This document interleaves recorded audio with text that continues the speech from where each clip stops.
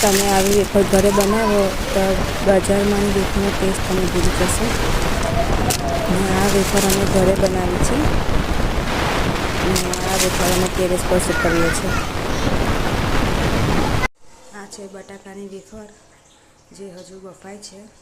બાફીને પછી એને ટેરેસ પર વેફર બફાઈ ગઈ છે એને સૂકવવા માટે ઉપર લઈ આવી છું.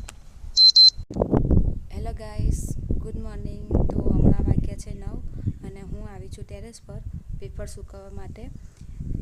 ઉનાળો ચાલુ થઈ ગયો છે અને વેફર પાડવાની સીઝન ટેરેસ પર નાખી દીધી છે. આ કુલ 20 કિલો વેફર છે. અમે દરરોજની 20 કિલો વેફર પાડે છે તો કુલ 80 કિલો જેટલી અમે વેફર પાડી છે.